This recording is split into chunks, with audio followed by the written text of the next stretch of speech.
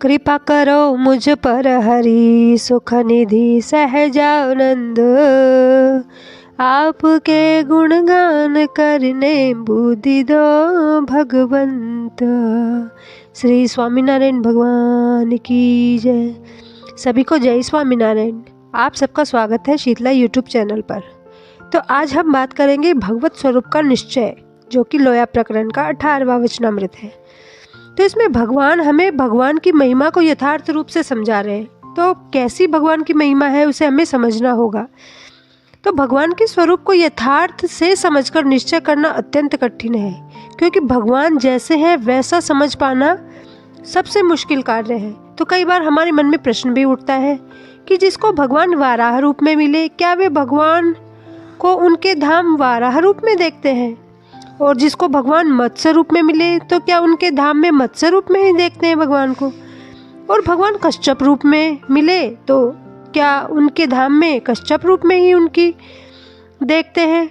और नरसिंह जी को भी भगवान नरसिंह के रूप में देखते हैं। हयग्रीव अवतार है जो घोड़े का, तो क्या उनके लोक में भी वह घोड़े के रूप में ही रहते हैं?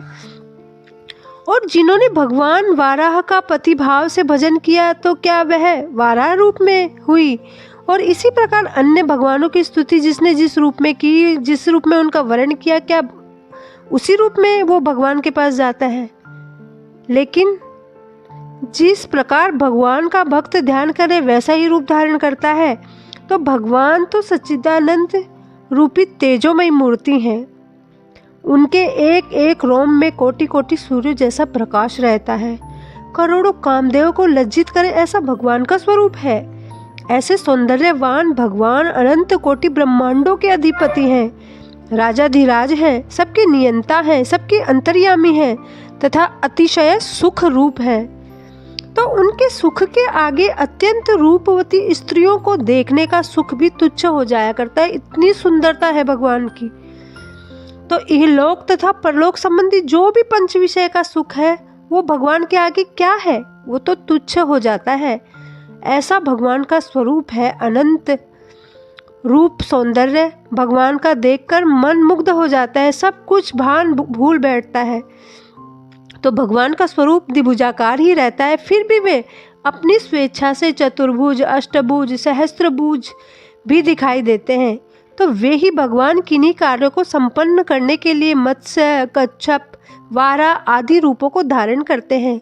और वे ही भगवान अनंत ऐश्वर्य, अनंत शक्ति के सहित प्रत्येक अवतार धारण करते हैं और मूल रूप से उसी में लीन हो जाते हैं। तो अब हमें समझ में आई भगवान की महिमा कि विविध अवतार धारण करके पृथ्वी का भार उतारा और जीवों के चैतन्य में देहाभिमान रूपी कांटा गड़ा हुआ है उसे निकाल कर जीवों को कृतार्थ कर उस स्वरूप का परित्याग कर दिया। तो वह मूर्ख है, अधम अज्ञानी है जो भगवान में मनुष्य भाव देखता है। अब सोचे मनुष्य भाव क्या है? तो मनुष्य भाव अर्थात काम, क्रोध, लोभ, मोह, मद, मत्सर, आशा, तृष्णा आदि अंतःकरण के भाव हैं। हाड़, चाम, मल मूत्र आदि तथा जन्म, मरण, बाल्यकाल, वृद्धावस्था, देह रूपी भाव ही तो मनुष्य भाव है। क्योंकि हमारे अंदर ये है, हम भगवान में भी वैसा ही देखने का प्रयास करते हैं, लेकिन भगवान ऐसे बिल्कुल भी नहीं है। तो भगवान का यथार्थ रूप जानना और उसका भजन करना बड़ा मुश्किल है। अतः जब हरिभक्त तक में मनुष्य भाव की धारणा नहीं हो सकती तो परमेश्वर में उसकी कल्पना किस प्रकार की जा सकती है? यानी जब हम भगवान के भक्त को भी उसी रूप में लीन देखते हैं तभी हमारी भक्ति सार्थक होती है। तो सोचो, भगवान में ऐसा रूप हम नहीं देख पाए तो हमारी भक्ति कहाँ किस काम की होगी? तो इस बात को चाहे हम आज समझें तो भी इतना ही समझना है, और चाहे 100 वर्ष बाद समझें तो भी हमको इस बात को समझकर दृढ़ता की गांठ बांधे बिना हमारा छुटकारा नहीं है। इसी प्रकार यही है भगवत स्वरूप का निश्चय। अगर ये निश्चय किसी को हो गया तो ही वह संसार से पार हो सकता है, अन्यथा नहीं हो सकता। इसलिए हमें यह बात समझ लेनी है कि जो भगवान है वो जो भी अवतार धारण करते हैं उन अवतारों का उद्देश्य पूर्ण होते ही उस अवतार को मूल रूप में लीन कर लेते हैं। तो भगवान का स्वरूप एक ही है, द्विभुजाकार, अनंत। और भगवान श्री कृष्ण ने भी कई बार अपने स्वरूप का दर्शन कराया। अर्जुन को जब स्वरूप का दर्शन कराया तो अर्जुन भी भय के मारे कांप गए थे।